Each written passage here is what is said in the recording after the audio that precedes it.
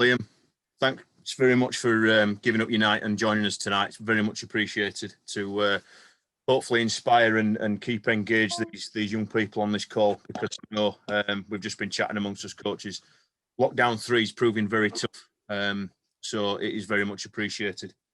How are you finding it, mate? I know you've been on your travels, but now that you're back in the UK, how are you finding lockdown? Yeah, I mean, as what you said, this lockdown, it is difficult because people thought they were out and about, maybe started playing a little bit of cricket, playing some club cricket during the summer, and then obviously it happened again, and you can't continue sort of the progress that you might have been working on. It has been difficult. Yeah, I've been on my travels, but it's obviously I spend a lot of time in the States where my wife's from, and it's just exactly the same over there. To be honest with you, mate, it's quiet in lockdown. Also, I had to, because I've got family like a lot of probably you guys are vulnerable, so I had to get up early to do the gym sessions. I was trying to go to the gym at 4 a.m. So I was me and my friend owns a gym, so I'd get up and train, leave the house at 3:30, train from 4 till 5:30, and then I'd go back. So you're not putting yourself at risk, and that's the only way in that lockdown I could keep myself sort of in some sort of cricket shape. Because we'll come on to the fact that you're an absolute animal in the gym and you love your fitness work. We will come on to that. And that's something that you've educated yourself on towards the latter stages of your career, isn't it? I know you and Brooksy did that strength and conditioning qualification as well. So testament to keep improving yourself. Mate, we've got a barrage of questions that have flown in. I've sent you through some that we're going to get through. So what we'll do is, mate, we'll go through that, and then if there's any juicy stories or gossip that you want to give us later on, that's absolutely fine as well. Yeah, no problem. So Nico and Leo wanted to know when you started playing cricket in general, and how did you get into that? I think like a lot of people, like a lot of you guys on here, my dad was a good amateur cricketer. He played down in the NYSD league, like Middlesbrough area, and I used to, as a kid, used to go and watch him play. Probably picked up a ball when I was 2-3 years old, like a lot of kids do. And that was pretty much my life, really, going during the week to watch him practice. I would play along the side. And then as soon as I got old enough to play, under 8s or under 10s it was, I tried to get involved in playing a game. My first actual game, I was 8 years old, and I think Mask, the cricket club, had a third team game, an adult game, and someone didn't turn up. So I think I played my first game aged 8. I think I batted number 7 in that men's team. So that was my first. That's what I first remember. My first game was 8 years old, playing with a bunch of men. So. Were you one of those ones that put some whites in the car just in case someone didn't turn up?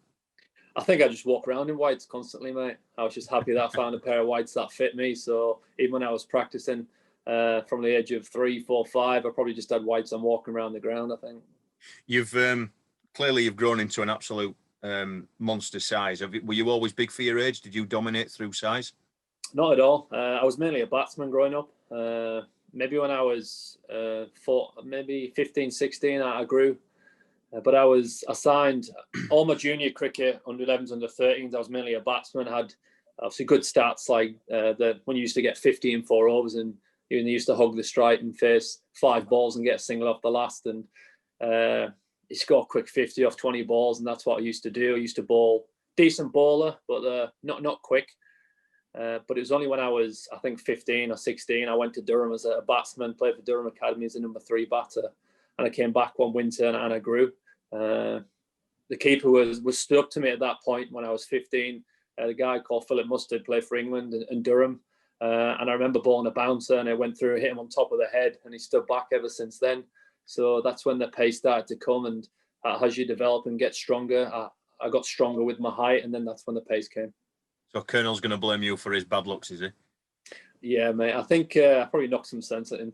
Some sense into him, mate. You know him as good as me. So the a common question, Puds, that comes up is your route, and every professional cricketer's story is different. The route from the little boy walking around the boundary in his whites through to lifting the World Cup. How can you surmise that? Very, an overview of your path. How did you get into it, and then the progression through to lifting that World Cup? Through the love of the game, I think, mate. Just the enjoyment. I think that's always been a part of my game. I've always enjoyed it, and the thing that I would sort of give the advice now to kids and people playing cricket is experiment. Don't be afraid to do different stuff.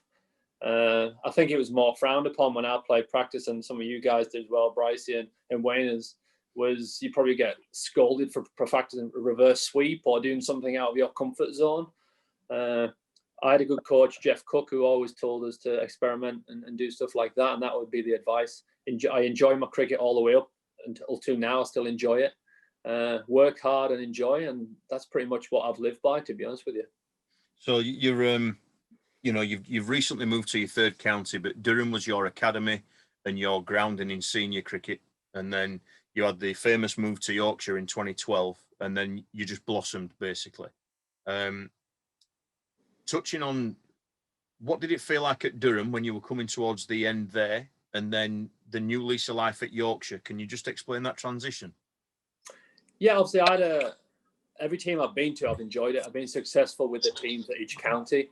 With Durham, it was more natural. I turned up, and I always worked on my fitness, but more just relied on my ability. I was happy, just turned up, didn't really think about it too much. Towards the back end, I hit a little bit of a dip. I'd played for England at that point at a young age. And I guess I was just happy being a part of that. I was happy. I was fortunate to be in that team. I was happy to be part of the squad. And at Durham, it became a little bit stale. I struggle. Sorry, mate. That's all right. Struggle sounds like my sister's house. I struggled with some form at the back end of Durham, and I felt like I needed that change. And obviously, when I went to Yorkshire, I was struggling with a little bit of accuracy. And Jason Gillespie, Martin Moxon, I had a meeting with them guys, and I think the reason they wanted me to go there because I still had desires to come back and play for England. And that meeting also, Dizzy was just said, "Listen, mate, don't worry about too stuff. Don't worry about bowling too accurate currently. Just worry about bowling quick." And that gave me some direction. And when I went to Yorkshire, I had the backing and the belief of a coach and a captain. And if you get that backing off someone, you often excel. Brilliant. We'll come back to that. I know there's some more questions about that. Rewinding to your step into senior cricket, a lot of the players on this call over the next 2 or 3 years will be making that transition into senior cricket, whether it be second team, third team, or first team. Yeah. What advice would you give to them? And I'm pretty sure, I think we've just heard it, enjoy it. But anything else that you can guide them with through in that transition? I just think you're allowed to be nervous because it's obviously you're stepping up to play against some older guys and some men and some older women playing for obviously junior girls cricket or boys cricket up to women's, up to men's cricket. You're allowed to be nervous. That's part of the game. I still get nervous stepping in and play against the best players in the world. So it's that big step up. I know you can think about the night before or when you're about to go in bat, facing something new, but it's also exciting. So sometimes it's going out of your comfort zone. That's how you know how good you can be. So just, don't worry about it. Just believe in what you've done in practice. And I'm sure when you step out there and play against the people that are older or you think that are better than you, you'll often compete and be as good as them, if not better. I always found that when you were a real junior, like at that level, 12, 13, 14, 15, you had another game, you had another training session coming around the corner. It wasn't until I started just playing club cricket that you realised that if your weekend went wrong or you got rained out, there were another week to wait until you got another go. Whereas as a kid, there's another go around the corner. Literally, you can just get your bag out of that car and go again the day after. Yeah, mate, you always want to perform. You always want to turn up and be the guy or the girl who takes wickets or gets runs. But I've often learned more from when I failed. That's made me the better players. When I have had a bad weekend or a bad couple of games, it's, well, what happened there and how can I improve from that? And then don't be afraid of failing or, just don't ever be embarrassed. Enjoy it. And remember, there's always next game or it's, turn up and do that next week. I like that one. At this point, mate, I've just received a message. There's a boy on call called William Dunn. It's actually his 10th birthday today. Can you just wish him a happy birthday, please? Can't see him. Is he there? He's there somewhere. He must be. Can't see him. Happy birthday. I hope I make your birthday a little bit better. Lockdown birthdays aren't great, William, but hopefully this is better than normal. Thank you. There's a load of people, Pudge, Noah, Will, Toby, Giant, Nico, in a real sort of deep question here. How old were you when you decided that you wanted to be a professional cricketer or that you could be a professional cricketer? How hard do you have to work to be a professional cricketer? And I'm assuming that you can really delve into that one. And I'll come on to the next part after you've answered those bits, mate. I guess I just played obviously club cricket when I was young, under 13s and 11s and the 15s, and I guess I was just enjoying it. And I guess at some point you realise you're good at what you do. And when I realised I could play professional, that was a realistic goal. And then that's when I did. I think under 13s, under 15s, I might have realised there's a chance you can actually make a full living playing cricket. And ever since then, that's only been one thing on my mind. I did college for a year, but then I pulled out to go on under 17s, under 19s tour with England. So that was my main goal. I had that target, and I never thought about doing anything else. But I think when I was really young, I didn't really think about it. I just enjoyed playing cricket and tried to do well for whichever team I played for under 13s. I played for Middlesbrough under 13s. I would just turn up and enjoy it. It was all about cricket during the week at practices. My dad played cricket. I was always around, and it was just ball in hand in the garden outside against the lamppost. And to have that drive of actually I can play professional cricket, and even better, I can get paid for it and be on TV. That was just an amazing thing. Your route sounds very similar to Brez in that, you know, you were the kid in the whites around the boundary. You went through the county system. You we'll leave out the Yorkshire part, but in fact you can tell it's a funny story. How did you go on the Yorkshire pathways, mate? Whose idea was it to give you back to Durham? I think it was I can't name names, can I? Well, no, probably not. No, that was, I think when I was at obviously Cleveland, which is a small county, and I'm not sure they still class it as a county anymore. I played for Cleveland under 13s, under 15s, and then after 15-year-old, you can't go anywhere. It's either Durham or Yorkshire. So when I was 15, I would go on a Sunday to Harrogate for the Yorkshire School of Excellence, and then on a Thursday I'll go to Durham. And then someone found out I was doing both, and I got a letter through the door from Yorkshire saying, "Sorry, we don't want you anymore. We don't want to have you at the nets anymore." So yeah, and obviously after that I went to Durham Academy, and my first game was against Yorkshire. Actually, my first class game for Durham was against Yorkshire, and I seen the guy who sent me that letter walking around the boundary, so that was quite nice, to be honest with you. I can remember because of the travelling, all we ever seem to do, and Wayners will remember this well as well. It's we just seem to play Durham or Lancashire every other week. So playing against you guys, onions, mucho, mustard, it just became like we were literally in each other's pockets all the time. As tough cricket growing up, and then you were the successful one to make it into the England 17s, 19s way. With that, is that Gailey's year as well, or you? He's the year above. So I didn't play. I played North of England under 13s, and I think back then it was a little bit. I played for Cleveland County, and the guy who ran the North of England, like, it was more for Yorkshire, like prestige, and like I just made up the numbers at that point. And it was only when I got to under 19s that I was more representative.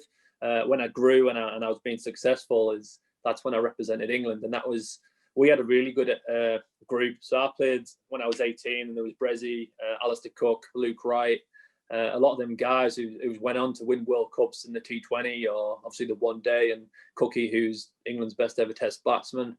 So it was a very successful age. Very.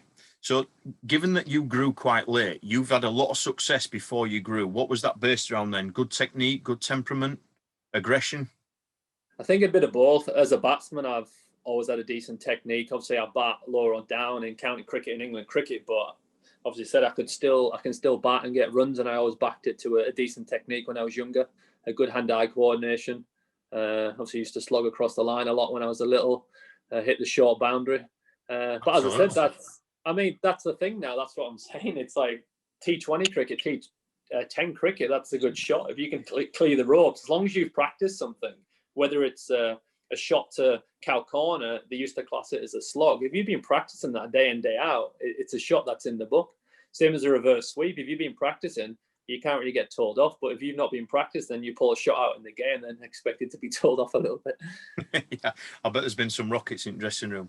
The second part of the question from before that I really like is, and again, you won't be able to name names here, but was there anyone that ever doubted you, or have you ever doubted yourself? Not really. I don't think. Obviously, going to Durham Academy, the Jeff Cook there, who's been one of my better coaches, he was a bit old school, a bit, like old school. You got to practice hard, you got to ball your overs and stuff. But I never felt anyone doubted me. I always got the backing I wanted, and being in that Durham Academy environment, even when I was 15, 16, it felt you were part of that professional squad because they interlinked quite a lot. I never really doubted myself. Excuse me. More nervous a little bit going into games or playing against, practicing when you're 16, 17 against the likes of Paul Collingwood and all them guys in practice. You might doubt yourself a little bit, like, am I good enough to play against these guys? But I never sort of shied away from a challenge. I always embraced it. Most nervous performance? I think in a way it was lucky. Playing for England for the first time, but that was in Pakistan, in Lahore, against obviously I couldn't understand a lot of the fans and stuff like that, so if they were hurling abuse at me, I couldn't understand the word they were saying, so it made it a little bit easier. But every time I step onto the pitch, whether it's whichever team it is, it could be for me playing club cricket right now to playing for England, I still get the same nerves, and I guess that's what I prepare the same. I would still measure my run up the same playing for a village 11 as I would playing for England. I would still do the same processes, so I still get nervous. Expectation changes, and but yeah, still get nervous. Probably playing for England. The World Cup, actually, I was more relaxed than I've been for a lot of other games. What do you put that down to then? Because I know a lot of the questions we get asked are, how do I control nerves, or how can I use my nerves as an advantage? You've just said the biggest stage you've ever played cricket on, with probably the most people watching, you were relaxed. How do you do that? I think that's from like years of playing at like the highest level and practicing. And I just learned to sort of back the process of all my practices I've done, all my methods, all the tactics. And I just wanted to enjoy it, because in the back of my mind, I thought, how long am I going to play for England? I've been, without blowing smoke up my backside a little bit, I've been one of the better English bowlers the last 4 years. I've deserved my right to play in this team. I'm just going to enjoy it. It's a World Cup final. I remember saying to Adil Rashid in that last Super Over, you remember as a kid when you mess around outside and it's always like, if you catch this ball, it's the World Cup. Or even like, oh, this is the penalty to win the World Cup or the Premiership. We were saying that on the pitch as the game was going ahead, and we were actually playing in that game right there. So it's just backing and enjoying it, and all the practices you put in place, it's like, just go out and enjoy it. What I'm picking up from that, mate, is that this word processes keeps coming up. Now, when we were kids, nobody ever talked to us about this. So what Liam means there is, every time you practice, if you're nailing what you're doing, if you're nailing the skills that Kieran and Ben and Stu and Greenie are asking you to do, that they become your process, and that builds your confidence to trust yourself to deliver when the pressure's on. Is that about right, Puds? Yeah.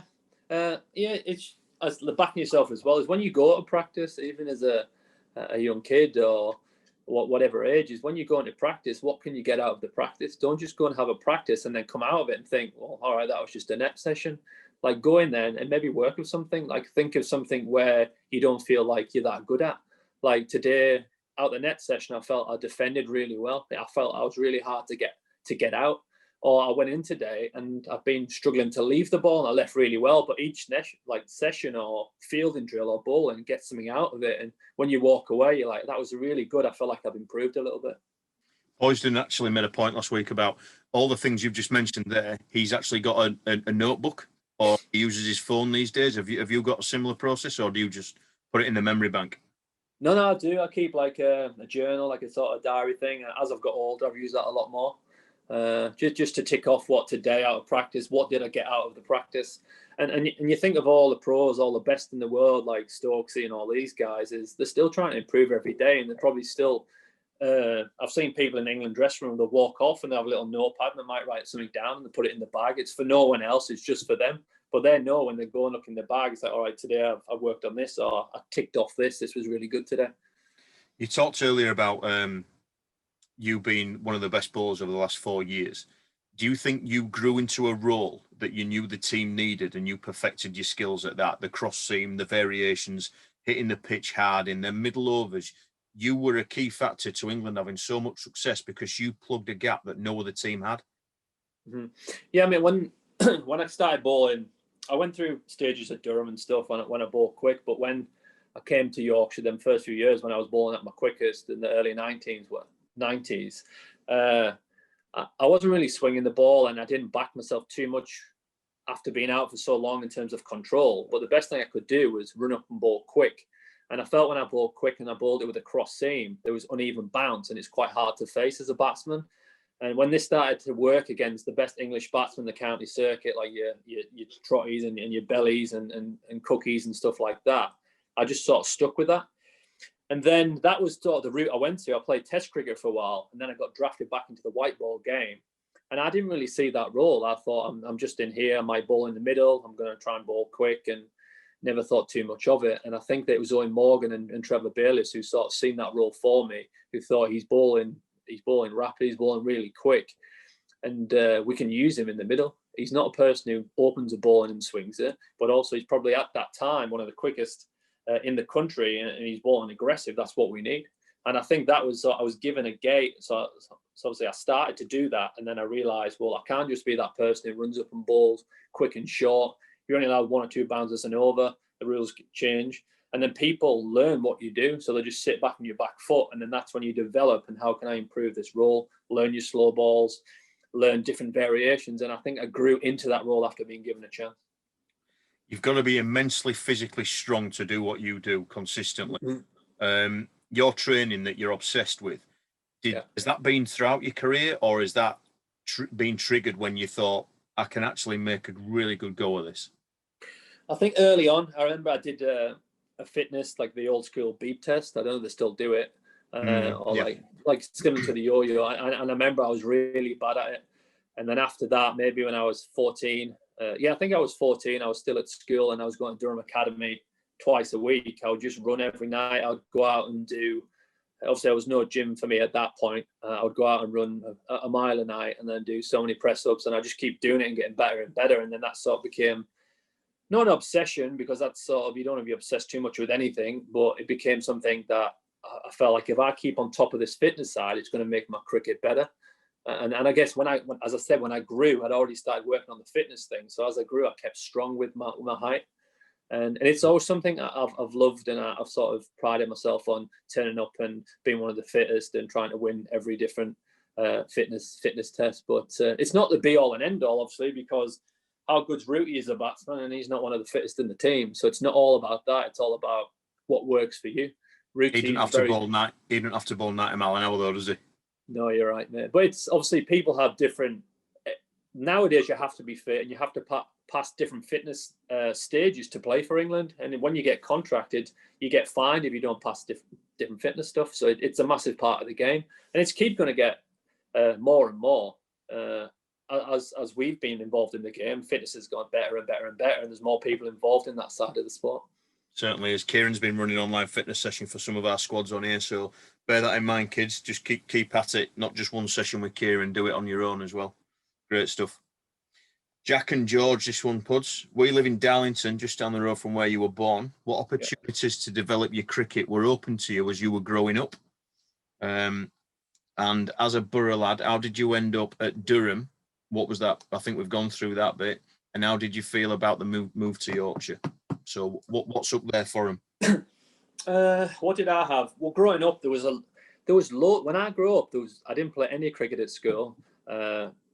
In Middlesbrough, I went to a school called Captain Cook's in Marton, which I don't know, you might not have heard of it, any of you guys, but there was no cricket really playing in that. And then senior schools, we had an AstroTurf pitch that there was burns in it where people had been smoking. There was nothing to play on.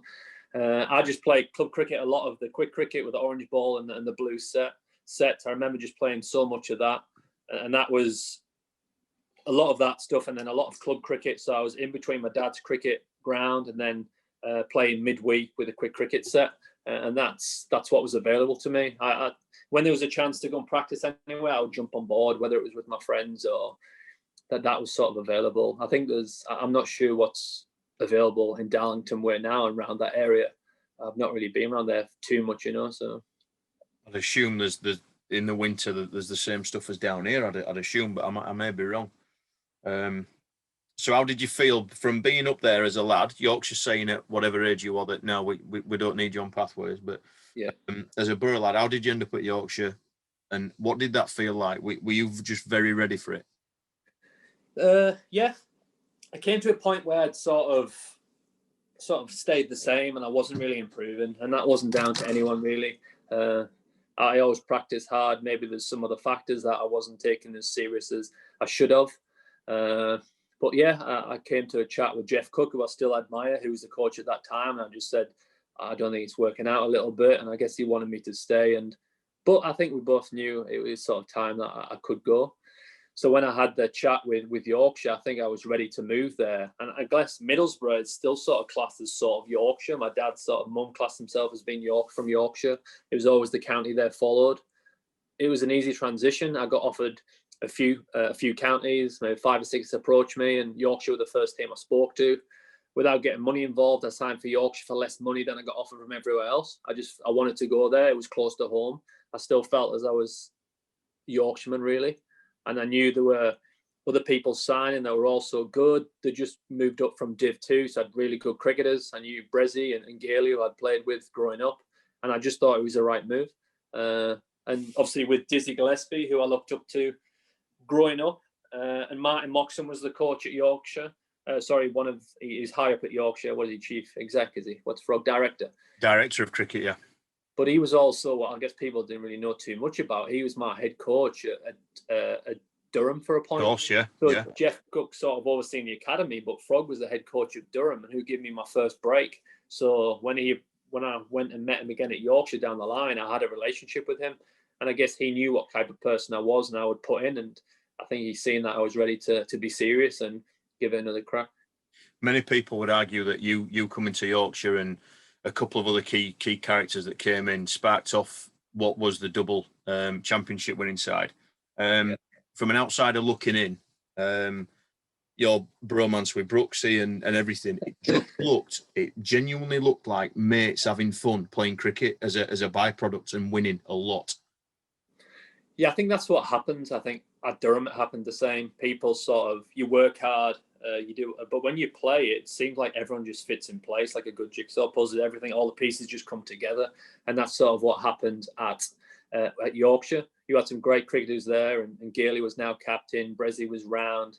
Lythy, who went on to play for England after that. Ryan Sidebottom, who was one of the best left-arm overs ever to play the English game. So you had all these people come together, and then me and Brooksy joined, and it was, I came in, I felt like I pushed that fitness up at Yorkshire. I sort of changed the standard for that. People jumped on board, and I think it was one of the fittest groups that Yorkshire had, but we just combined, mate, and it was enjoyable. When everyone turns up to a game and you know what your role is, you know that I'm going to come on at this point, or today I'm going to bat, like I'm batting at number 5, and if I fail a couple of times, the coach and captain are going to back me through this rough patch because they know I'm going to come up with the goods down the line. And that's what it felt like. That's a similar sort of feeling as when I played for England the last 4 years when we came number 1. If you fail, it's fine. We're going to back you. We keep backing you because we know the hard work you're putting in practice. And it was fun. It's one of the best times in my career. So you can compare that directly to a time when you may have had, and I'm not saying this were right, but pressure from your parents, or you may have been had a stern talking to. There were coaches in the past that put you under the pump to do certain things and play a certain way. As soon as you're given freedom and allowed to express yourself and you are trusted, your performances went through the roof. Yeah.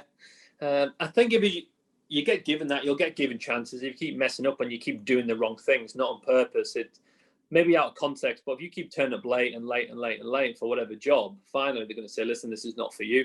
So I guess it's similar. If you're number batsman, if you're a number 5 batsman and you keep getting out the same way, you get like with a stupid shot and you keep doing it over and over again, then you're probably not going to play after 5 or 6 games. But if you're seen to be working at it and you're doing the right stuff, and the coach will then back you. So yeah, when you get given the freedom, but I guess you earn that freedom. That's how every coach is different. People start with like a freedom, like a coach might come in and give players freedom and then see who deserves it afterwards. But for me, I feel like I've always deserved it. I've worked hard, put in my time. And then that's when you're given, right, you've got the reins. We're backing you to do a job. Great stuff. So looking back on a younger version of yourself, what advice would you give yourself if you knew you were going to be a professional cricketer? Is there anything that you would go back and say to yourself? I think for me, because of when I've picked up injuries in the past, it's always been from overtraining. And I know it's a lot of people on here are young and they're sort of getting to grips with playing cricket, and you do have to be fit and stuff like that. But I think I would have given myself an extra day or two off, because I probably trained too hard and I'll pick up little tiny hamstring injuries or calf injuries because I probably put myself through too much. I do think of that a lot, but is that mentality that of working hard and trying to outwork everyone else one of the reasons also why I helped win the World Cup? So it's quite a hard balance with that. But I think now as I'm getting older, I appreciate you have to have these days off. For when you're playing cricket, that's when you're giving 100%. You don't want to turn up and give 60% because you're not giving you full potential, and you might not take that 5 or might not get that 50 because you're drained from the day before. So cricket skill-based work versus fitness work, what sort of percentages are we looking at? I think that fitness is a given, mate. I think fitness is an absolute given going forward playing cricket. You got to be fit to do your job. So like that's a non-negotiable in all sports now, is you got to be fit. But skills pay the bills, right? That's what they say. You got to be skillful at what you do. That's why you see people playing cricket in the world, and they're not the fittest, but they are skillful. And they might pay more attention to skills. They might practice sweeping, reverse sweeping if you're a batsman, and they put time and effort into the nets. Same again, Ruti. Ruti looks after himself. He passes all his fitness. He's a fit bloke, but he's more skill-based. That's why he's one of the best in the world. He'll spend hours and hours in the nets. So people are different. I feel for me, I had my work ethic had to be harder, and I had to train harder because I wasn't as talented as other people. That's how I felt. It might not have been like that, but that was just the mentality I put myself in. I'll tell you, that reminds me of Gailey. He's made every inch of his talent work through hard work. He's not the most talented, and he's not exactly aesthetically pleasing on the eye either when he bats, but hard work got him his career, I think. So very, very similar era as well. There's no right or wrong way of doing it. It's finding what works for you. A lot of the times when I've sort of got better in speaking to other people, sometimes you'll go to a practice and you'll think of 10 things you want to work on, and you scramble yourself so much. So maybe go into practice and just think of that one thing. You can't change everything in one session, but say, for instance, if I go into a net session, and sometimes being tall, I'll fall over with my head. So in that one net session, I might not think about any shots. I might just think, what I want to do today is I want to stand up tall and put my head to the ball. That's it, just head towards the ball. And often with that balance, then everything else sort of comes into the game. So keep it simple, stupid, right? Absolutely. Top tip for a young fast bowler that could have helped you bowl faster if you'd have known it? It's quite hard because I think at that age, when you're young, depending on what age, like I guess you don't want to try and bowl too quick. You want to have a good base. You want to have that strong action. I think as you get older and you get stronger, the pace will come. So just trying, I don't know, just experiments with different skills as a bowler. Like you see the Jimmy and people like that are so skillful. And I think if you work on your bases and then comes in the fitness and you have the skills, the pace will come. As I said, mine didn't happen. Yeah, you don't want to try and bowl too quick, too young, because you'll end up probably not bowling as straight as you want to. And obviously accuracy is the most important thing. For you want to be able to hit the top of off stump as much as you can, if that's obviously. I know Dizzy were massive for that one. You and Brooksy, you're obsessed with it. Brooksy were obsessed with hitting the knee roll, wasn't he? Yeah, that I think we got old school. It wasn't even an email. Everyone got a letter through the door off Jason Gillespie, and it was pretty much, it said on it, it's not rocket science. You'd run up and hit the top of off stump, and that was it. It didn't say who it was from, and it came in like a January, and I was like, oh, I wonder what this is. And then we found out Jason Gillespie had posted everyone a little letter through the door. That's a unique method. I've never heard of that one. I'm not sure he delivered it himself. I'm not sure he got on a bike and rode around England delivering it, but he'd have had to do these days.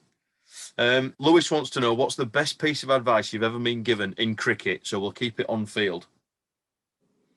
This was a bit later on. I was always striving to be like, I had an action where I could swing the ball away at will all the time. And then I went through my struggles a little bit. And then I went and played in South Africa, and I had the pleasure of playing with Sean Pollock, who was one of my heroes growing up. and I was always fighting against it, trying to ball away swing, trying to swing it away, and I'll get angry at myself. And he just came up to me and said, sometimes an in-swinger will just go with what you have on that day. You might turn up and the wind's blowing direct against an away swinger, so just go with the in-swinger. You can still get people out. Don't stress about it. Sometimes you don't feel good, but just go with how it feels today. And I think I took that on board at that point, and that was, I think I excelled after that. How old were you at that point? I think it was in between, towards the back end of Durham, when I started.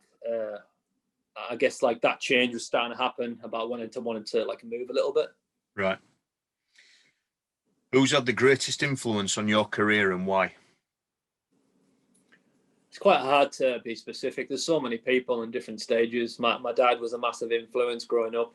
Obviously, showed me the basics and always encouraged me. And he was a great coach. He coached my under-13s team, under-15s team, and still to this day, he was a good club cricketer. But I would still speak to him after every game, ask him what he's thought, and I'd always take that on board. And then obviously went to Jeff Cook, who was the coach and academy director at Durham. And then I've took a bit from everyone, and I think that's how you become better. You can take a bit from chatting to, just say I could have been with you and you could have brought something up that you picked up coaching I might not have even thought about.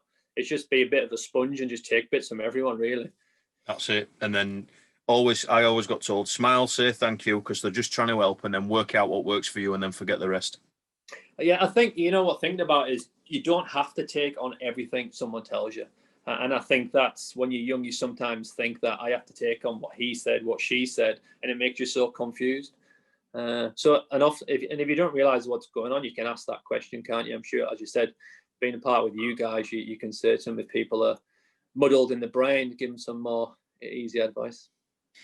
This is impossible to answer, but I'm going to ask you anyway, because I think we'll just reaffirm the training and keeping yourself fit. But someone's asked, as a fast bowler, how do you avoid injury? And I don't think you can. No, I was thinking that today when I got the questions through and I was walking around. I think it's quite hard to.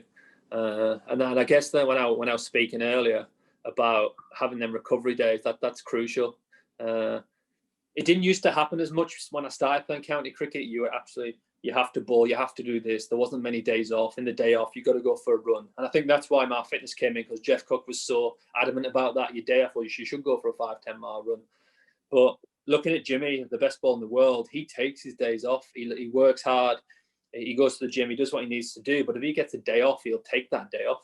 He'll sit in his bed in a hotel room and watch TV and put his feet up and ice his legs and do what he needs to do. And he's so good. And that's why he's still playing and he's still bowling at a decent pace now. He's obviously skillful, but you can tell he's still urgent to get that pace back. So just take your recovery days. Guys now, what they eat as well, nutrition's such a massive part of the game. It used to be you could have a Snickers and a sports drink if it's Lucozade or something, but that doesn't last long and give you a quick spike. But then you'd be tired like 5-10 overs into the game. So nutrition's a massive part of the game now. At this point, Wayners, have you got your microphone on, pal? Hello, Wayners. How are you, mate? Wayners, just on Pudsey's thoughts there about the training and then the rest days. I won't ask you about your diet, pal. Don't worry. Was it any different for you as a spinner compared to a bowling all-rounder? Not really, to be honest. I mean, I always used to find it hard at tea time because back in the day when we were playing, they'd bring a load of sandwiches. I never liked sandwiches at tea, and I'd need something to eat to be able to bowl in that evening session. So it was a godsend to me when sort of the nutritionist guys came in and the fitness guys started to come in. They'd just give you power bars. So I'd go through a couple of them and they keep me ticking for that evening session. But there's a lot more on offer now than the one back in the day. I mean, we used to just have toast with Rash rather than a sandwich. That's Rash, isn't it? Rash is still doing that. He's one of the few. He's the one who he'll butter his toast and just dip it in his tea and have that at tea time. Yeah, definitely. Yeah, I've seen him. You know what? During a test match, that's what he'll have at tea. You're kidding? I've seen Rash do that. I've seen him do it at Lords. I've seen him do it at the SCG. I've seen him do it in India. It always works for him. Is that one of the? We'll come on to any other quirks like that. That's a good one. So yeah. So but on the whole, rest days, did you take advantage of them, or did you Did you again go pound the streets like Puds, or did you get your feet up? No, there were times when I did have to try and pound the streets. I remember Frog once telling me that my bleep test score wouldn't have made fire service. So I was like, I've got to sort this out and make sure I didn't drop below 12 again. But yeah, I'd have my rest days, golfing, etc. Take your mind off the game and just get away from it all. I think that's crucial, like Puds was saying, just getting away from it. And then when you're on it, you're actually there fully committed. Fresh body, fresh mind. Yeah. Puds, as a professional cricketer, I know we'll take COVID out of it, but on a normal day-to-day, what's your training schedule look like? So like if we were in full-time right now, yeah. So what would probably happen would be you probably train Monday, Tuesday, Monday, Tuesday, Thursday, Friday, maybe. Well, I can give you now, but it's so like during the week now, Monday I'll go in and you have a timetable. So for an hour from 10 to 11, I do my bowling stuff. Skills always become first. Whatever's in the day, skill comes first because that's the most important. You're here to play cricket. So I don't want to go and do a strong and try and lift weights and then be tired to bowl. So I go in the morning, 10 to 11. I'll do an hour of skills. So I'll be warming up and then whatever I'm working on, whether it's working on my action, whether I'm working on trying to bowl Yorkers. So I'll do that. Then I probably have a little bit of a break, maybe half an hour. Then you probably schedule to go and do maybe a gym session. So whatever gym that entails for the. So just say for on a Monday, I'll go and do the gym session. It might be like something related to my weaknesses where I've been injured on my calves and my hamstrings. So you do a strength session on your legs with some core sort of stuff.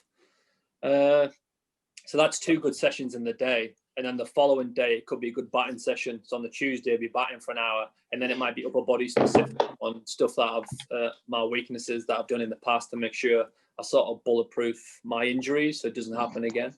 Yeah. Wednesday, full day off. I try and recover, like a full day off and maybe like a light walk or something like that. But then Thursday, you're at it again. So and then as weeks go leading to the season, and all of a sudden your bowling becomes longer. You might bowl 2 sessions in the day. But it's pretty full on. So sounds very focused though. So when you go in, you're not trying to be everything to everyone. You're going in with a specific purpose. That's the thing. Obviously, Surrey's been really good. Surrey are very fortunate in terms of the location, and the club's actually got money in terms of put things into place. Like when the COVID wasn't here, you'd turn up and you'd have breakfast at the ground, and it'd be real nice. And then you know exactly what you're doing. If you turned up and if you went out to a game and you failed and you came back and blamed an excuse, I'm like, oh, well, this happened. It's like, well, you've had all the resources in practice. You can just come and ask for that. But if you didn't ask for it, you sort of wouldn't get, because there's so much on offer. Playing for Surrey with what they're putting into the game, it's like playing international in terms of the funding and stuff like that. So you're never short of anything. There's people can throw to you all day. You can go and bat for 4 hours. When there's no COVID, you could have a spinning machine, ball machine. There's always people there willing to do that for you. So that extra, sorry, can I just remind everyone just to keep the microphones on mute, please? So the greater resource, the financial power that they've got, Puds, is that giving them an advantage over the other counties, would you say? So if you're saying that anyone can wang at you all day, so that I'm hearing staff, when you just said you can go in and get whatever you want to eat, I'm hearing a better diet. So if guys, bless him, like Werner's, have got a specific dietary requirement, or they don't know how to cook or whatever, they can go to the ground and get it. So are they at an advantage just through sheer resource? Yeah, a little bit, but as I guess I'm realised that it doesn't happen around, and the older guys who've came in realise that the young guys who grew up at Surrey, like this is not the normal for county cricket. You don't get given stuff on the platter. You don't turn up and have your avocado and poached eggs on toast everywhere around the county. You have your tea and toast. So it's, I think maybe not now because a lot's changed, but they went probably through a period where it felt like it was easy. It was I'm just going to turn off, float around and do this, do that. But now it's more specific. As I said, you got myself, a few Durham lads turned up, a South African, and then sort of the environment changed. Like, well, listen, we need to be better. This is amazing that you get all this stuff put on a plate, but you got to work hard for it. So you've obviously joined when Mornay was there. Quite a duo with the ball. Did he bring anything from his international experience to enhance the environment as well? Yeah, laid back. Williams. I lived with Mornay the first year after the World Cup. I was like the 4 months after that. I lived with him. I've played against him a lot, but he's a really good bloke. He loves to talk cricket. He's always willing to learn. He's always got a ball in his hand when he's watching the TV. And even though he's towards the back end of his career, he's finished with South Africa, you could see his cogs turning, like, how can I bowl a better slow ball? How can I do this? He's just passionate about the game. But he was great to talk to. I talked to Mornay about the South African great players and how they're around in the dressing room, like the Dale Staines and like the Jack Callises and people like that. He's just passionate, calm-headed and passionate. Great stuff. Have you suffered any major setbacks in your career, and how did you deal with them? Yeah, that's quite a long story, but in short, so when I was playing for Durham 17-18, when I came on the scene and I was quite successful, bowling quick, got picked for England. So England under 19s when I was 18, and then the World Cup was coming around for the under 19s, and I got brought into England Academy and said, listen, you have to change your action. You're going to get injured. It wasn't proven, but as a coaching group, they just thought you're going to get injured. So then I changed it. I was going to Loughborough in the winter for 6 months, Monday to Friday, trying to change this action. What specifically were it, Puds?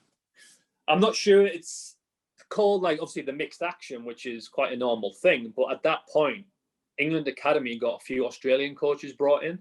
And what they wanted, they were trying to base everyone on Brett Lee's action, who was one of the best bowlers at the time, but not everyone's Brett Lee. So I can't show you, but I'm quite a tall bowler, so I tall from quite high. And Brett Lee's a guy who bowls and he's quite low, so everything's quite skiddy. So they wanted me to change here to here. And that's a massive thing in cricket. Like, this much in cricket, changing your arm from here to here feels like a huge amount. So when you actually have to move that much, it felt so foreign to me. I went to this World Cup and I went from bowling 85 miles an hour to 75 miles an hour. And then I went through, when I came back to Durham, I didn't know where I was bowling it. It felt like I had two different actions, and it was that was a massive sort of setback. And then what I said a bit earlier, then just thought, well, I need to focus just on one thing. And that's what I sort of got me out that rut, focus on one thing and back myself to do that. And so that's what I did. So looking back now, we asked earlier about that little bit of advice. If you could go back and have a whisper in your ear, and when those coaches said, if you change your action to this, you just have a little whisper and say, no, let's keep my biggest asset, which is my height, and let's keep doing what's got me my success. Would you go back and change that little bit of advice? It sounds like it took a bit out of you. I wouldn't, because where I ended up, I feel like you go through stuff for a reason. What happens if I didn't change that? And then I found out later on when I did something when I was 28 instead of being 19. And then there was a massive setback later on in my career. So I believe in that circumstance that it happened for a reason. I just feel like it was sort of bad coaching. It's like I went through a group where they were trying to change some stuff when they didn't need to change. But I guess I appreciate the dips of it. And I think Martin Moxon once says to me, when you go through bad times and when you play through good times, like, you can't be like this. You can't have emotions where you feel amazing, bad, amazing. You've got to be so a level playing, because games come quick and fast. You can win the championship trophy, but in a month's time when you're back in pre-season, everyone's coming for you. Everyone wants to win that trophy. So you can enjoy it, but then you have to get back. Well, actually, how do we win this again? And that's what great teams do, win back to back. Or you look at like the different American sports where teams have won the Super Bowl, or just for years after years after years, because they haven't taken things for granted. Stuff. You've been in some amazingly high pressure situations. Hopefully some of the lads on this call will get into those situations as well. But how did you deal with those? And I'm assuming you're going to go back to this word processes now.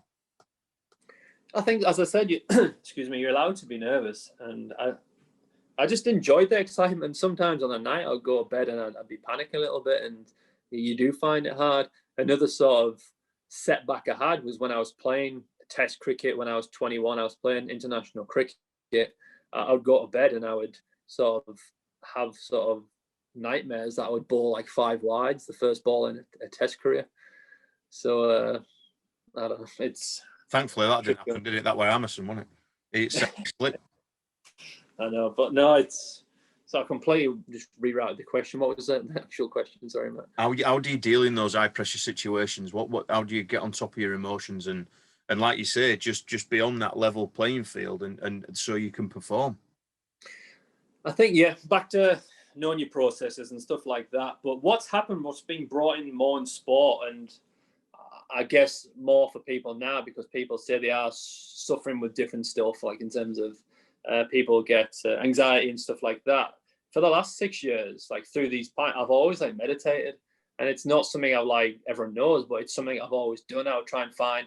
I followed an app. I got put onto an app on my phone called Headspace, and it was just something I've done, which is, as I said, I'm a busy person. I always want to train. I always want to do this. So I just started doing this 10-minute app called Headspace, sort of trying to put me in a sort of more calm space, and I think it did work. It's like training cricket, sort of. You go out and practice in the net, you practice in the net, but I also, excuse me, need to practice how to stay still for a little bit. And I guess that's the thing when I come to them nervous sort of pressure situations. I know you're thinking about the game, but can you put yourself in just a clear mind? It's like, well, this is what I'm going to do. I can't control if he's going to hit me for a 6. I can't control how the crowd are going to react to me. Just think about, I've practiced this ball a week ago in the nets. I'm still trying to hit that Yorker mark. It doesn't matter who the batsman is. It's just what I want to do. So I feel like I've practiced enough. I bowled Yorkers thousands of times. It doesn't matter. Take the batsman out of the equation and just back what I do. Nice. So looking for some advice for these guys, if you could, again, give yourself that advice, maybe start that headspace meditation a little bit earlier in your career, and it might have helped. Yeah, I think so. And it's massive now. So many people in life and sportsmen do it. You got the best boxer in the world, who is one of the guys who sort of put me onto this, was that Anthony Joshua does Headspace. All these guys who play at the elite level just want to have that sort of quiet time. I know so many footballers do it. You see, it's so hectic, isn't it? Like, because I can go home and all of a sudden you try to take your mind off it, but then on your phone, you're playing with Twitter, you're on Instagram, and I'm always stressing about stuff. And if you're around the World Cup or you're playing, it's all in your face all the time. So last thing you want to see is being hit for a 6 over and over again on Twitter or on Instagram. So it's like, take it away from that. Speaking of sixes getting hit, when you won us the game against the ODI against Sri Lanka, what were going through your mind that last ball? You needed 6 to win. It's been. I just hope he missed. I just hope he bowled me a pie, mate. That's all I was thinking. So the way he was bowling great Yorkers. So looking at him, he was either just going to try and bowl another Yorker. He was going Yorker, bouncer, or slow ball. That's what I was thinking. So my strength is obviously straight and cow. So I was sort of backing myself to set me up for that. But also, it's like, I think Walksy said to me, the pressure's so much on the bowler as well. I know as a bowler, top of the mark, you have to get that Yorker spot on. So the pressure was on him as well. I just try and put myself in a position. If he misses, I hit, and I guess that's what I did. I aimed for long on, and it went all long off. So it still works. It don't matter.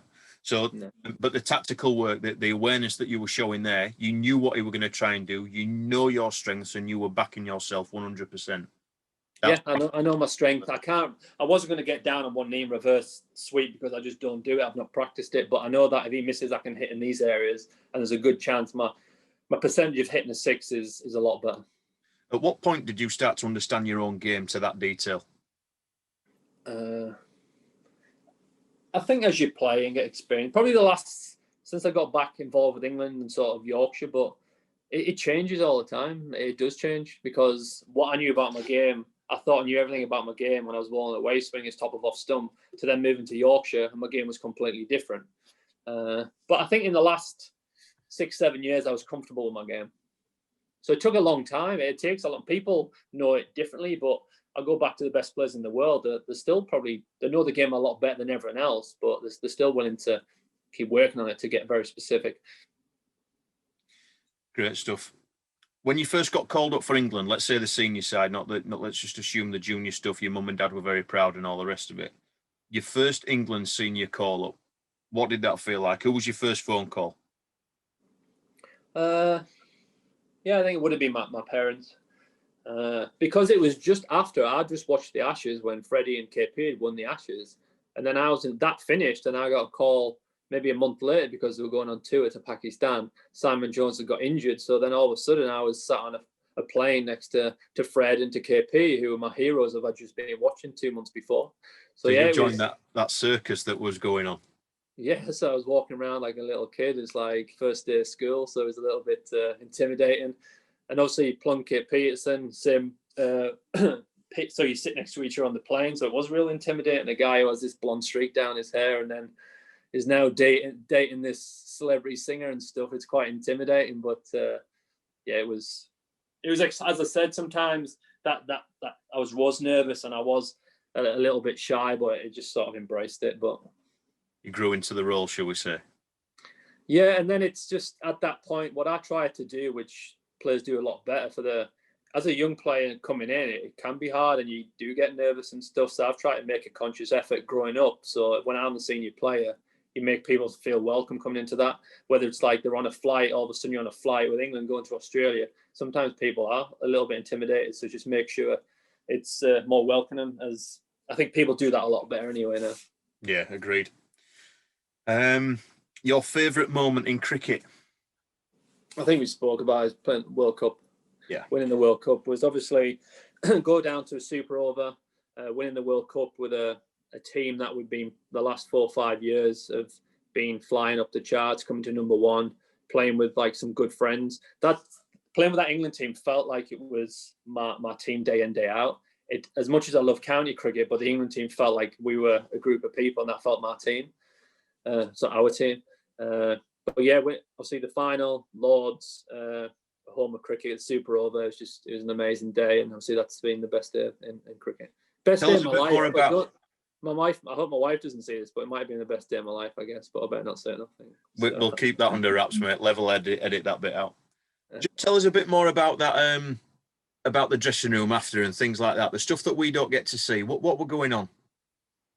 Nothing crazy. The good thing about obviously Morgan's a great captain, but he made that really for families. He did that ever since he's in charge. Families were invited everywhere. He got families involved in the kids and stuff. So it wasn't just the team that won, it was the whole families, whether it was your brother or your sisters, obviously the immediate family, your kids, your wife, and the ladies who are part of the backroom staff, their husbands are involved. It's a really like family orientated sort of group, and that's what happened. We won the World Cup. When the dressing rooms, all the families came back, and we didn't really do anything fancy. We stayed in the dressing room, had beers, and obviously the guys sang, made up some songs, and it was just, I don't know, it was all of a sudden you've been in that bubble for so long, and then all of a sudden it stops, and you don't realize how tired you are because you've been on, your mind's been on about the game, about playing in front of people, about people watching you play. You got to win this game. You're playing a World Cup final, and you don't realize how much it builds up. But it was like people, it was funny during that stage because you won and then the emotions came different. I think I went to the dressing room and like all of a sudden it's like, you feel like your emotion, like you're crying, like I can't believe I've won this. And then it would take someone else an hour later, you look in the corner and then Mark Wood's crying. You're like, oh, what's going on here? And then like an hour later, back at the hotel, someone in the corner, like tears of joy. So it was just funny how the waves of emotion affected different people. But back to the hotel, the guys are in the one-day kit up until breakfast. I went to breakfast. Some of the guys still had the medals on with the one-day kit, obviously having a good time. So yeah, it was good fun. Brilliant. What were you thinking when that third ball at Super Over went for 6? When the Kiwis hit that for 6? It was the other ball that was given a wide. That was a perfect Yorker. Joff ball. It was, yeah. Yorker, and it was absolute pinpoint. But I see him also day in, day out, and I know how good he is at the ball. He's so skillful. I did back him. So I know that who was batting. He missed on a half volley. That should have went for 6 as well. But I still backed him because I know how good he was.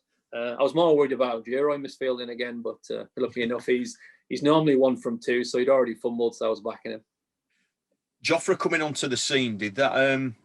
How long have you known around him being involved in the cricket? Was it literally the impact that it looked like for us, or did you always know he were coming into that side? Obviously, amazing talent to have, but I feel like we were an amazing place as well without him. But he just added to it. Yeah, if you add someone of that quality to a team, they're going to get better. And he obviously brought that X factor. We've got so many good players, but the way he turned up and he just sort of, because you sometimes forget some players like find it hard to just come into a team like that, and sometimes it takes a while to get involved and perform. But he came in and performed from ball one. Nice guy, calm-headed. Looks like a chill character. Yeah, absolutely. Very relaxed, but he's obviously one of the best in the world at what he does. Where did he learn his cricket? Do you know? Where were he as a kid? I think just growing up in Barbados, I think. I'm not sure, did he come across and go to school over here? But I honestly don't know. So onto the last few questions, mate. What's your favourite format and why? Same again. It's such an easy answer. It's ODI cricket because obviously the success we had. I don't know. I've just enjoyed that last 4 or 5 years playing for England, getting to #1 in the world. It's just been amazing. It's quite hard because there's 4-day cricket. I love it, like Test cricket, because it's a challenge, right? It's so hard. Like winners will know if you play day in day out, and if you get a win in the last session of the day, it's so mentally rewarding. So there's bits of each game that I like. T20, and there's even T10. You didn't even say T10, mate. That's nice because you rock up and bowl 12 balls no matter what. So if that. Yeah. Which bowler did you admire both playing with and against? With probably Jimmy Anderson. He just. Let's come back on. That's my wife trying to call. My wife's trying to call me from America. She can hang on. She's fine. Jimmy Anderson, and then I don't know. I was always my first ever Test match was against Pakistan, and I guess it was more intimidating. A guy who bowled 100 miles an hour, Shoaib Akhtar. I was next into bat in Pakistan, in a foreign country. You've got 30,000 people screaming, and the TV was next to me, and I was watching him bowl, and it was like 96 miles an hour, 97 miles an hour. And I was going into bat, and I had the tiniest little cashmere willow cricket bat, and I was like, it'll do well to protect me this. And he got, I think it was Ashley Giles or Sean Udall out, and it was a 98 miles an hour ball. And me walking from the dressing room out to the middle, I've never been so scared in my life. So like I admired him as well because as a cricketer, he's just a powerhouse, and I played with him for Durham, and just to see someone run in at that pace is like, it's just something you don't see every day. Not like the best bowler to play with, but just at that point in my career, playing with someone who was such on a high profile, who's the quickest bowler ever, that was kind of impressive. Nice. Who's the best batsman you've bowled at and why? AB de Villiers. In all formats, he can just change the game, and people don't like a lot of the kids and stuff just see him on T20, but he averages 50 in Test cricket as well. I think he averages 50 in one-day cricket and whatever he averages in T20, but he can change your game. Someone who can sweep you at 94 mile an hour, whoever's bowling, and reverse sweep you with the same delivery, who can hit the same delivery over cover, over cow. He's such a special talent, and you see with his records that he's broken. He's, I think, in my opinion, he's a class above Rooties and Smiths and all that. De Villiers to me is the match winner. That he'd be in my team, first in the team sheet. Brilliant. Somewhere Adams asked, where did the nickname Pudsey come from? I think before I grew, I was a little bit chubby and I had like fluffy hair, and apparently someone called me Pudsey because I looked like, obviously not the same colour, but like the Children Needs bear. I was like chubby and fluffy, and that just stuck. And it wasn't even, I don't know why it stuck. I think it was when I went to Durham, and it was like the older guys were trying to be funny, and like, you know how it is, like the Gary Pratts and people like that were just trying to be funny with it and take the mick out of you, and I guess it stuck. So that's it. Scarred for life. Lewis wants to know, do you still have ambitions to get back into the England squad? You know what? Probably not, because I feel like it's going to go down a different route. They want younger people in and the building for the next World Cup. Do I think I'm so good enough? Then absolutely, I still think I'm good enough to play in that white ball team. But no, it's a while ago now, and as I said, I wish them luck. I want them to do well. So I was a bit upset a little bit afterwards, not for the fact that I wasn't going to play, but just for the fact that the way it was dealt with. Yeah, I didn't really get told. I found out on Twitter that I wasn't in the squad, which was obviously disappointing after what you just been through as a journey with the team. But no, I mean, I feel like I would only ever get called up now to make up the numbers so it wouldn't. I want them to go down the route they're going and pick the youngsters and succeed in that. Given the phone call that you've just cancelled and the fact that you've just said that, he's also asked the second part of this question is, are you going to pursue playing for the USA? First off, it takes 3 years to qualify, so I'll probably have a few more greys by then. Do you know, Matt, I love it in the States. The best form of cricket for me to play right now, the best standard is for Surrey, white ball cricket. I'm actually getting into the coaching side over there. There's a lot of investment in USA cricket, and I think in the next few years you'll see a huge rise in the cricket there. But from now, my focus is to play for Surrey and to see how that goes for. But as I said, it'd take forever for me to to play for USA Cricket, I'll be in my 40s by then, so highly unlikely. Wayners will still be going, don't worry about that. Puds, that rounds up the questions. I just want to open it up to the coaches to see if they've got anything. Just unmute and fire away, guys.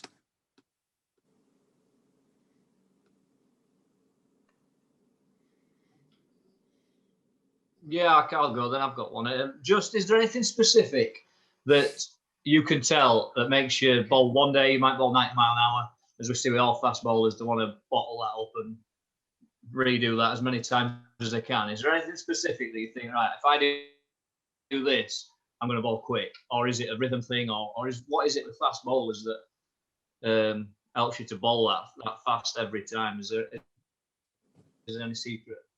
I think it is a rhythm thing, mate. A bit like, you know, when you bowl at your best. Sorry, mate, cough a little. But I think, yeah, similar to like a spin ball, it's like a rhythm for me. Sometimes I would run up, I feel fresh, and I try and bowl quick, and it just wouldn't come out at that pace. But I definitely think it's a rhythm thing. Sometimes you can feel so tired. You play county cricket and you've played 5 back-to-back Champo crickets, then you turn up on a morning stiff and you bowl rapid. You bowl 93 miles an hour. And then sometimes I feel fresh and you turn up and you're bowling 82 miles an hour. But I think it was just a period where it was just a rhythm thing for me.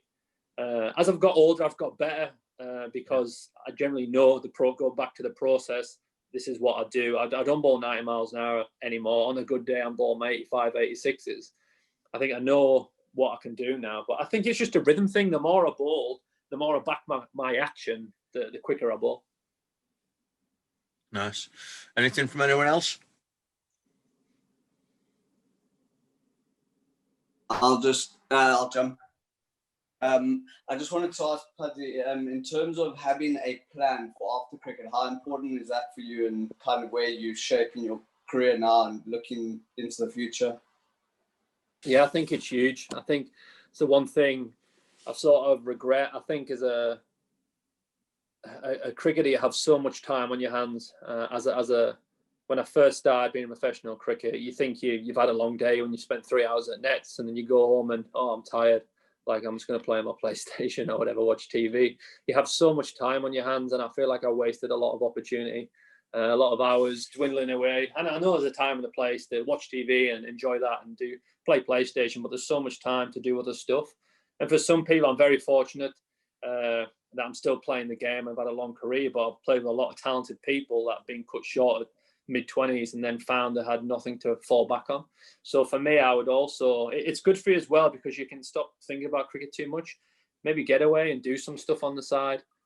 Even if you become a professional cricketer, I hope some of you do go and play professional cricket, but just be mindful that what else can I do? Because as I said, it gives you that time away from the game, and it also gives you the skills you need when you retire. Top man. Puds, once again, congratulations on the World Cup and everything you've achieved. Thank you very much for giving up your time tonight. We'll let you get off and ring your wife back. Otherwise, she'll be wondering if you've sneaked out. But on behalf of everyone on the call, mate, thank you very much. Very insightful, very honest, and we all appreciate it very much. Thank you. Thank you. Cheers, guys. Bye. Thank you. Thank you. Thank you. Thank you. Bye. Thank you. Bye. Thank you. Thank you. What's going on?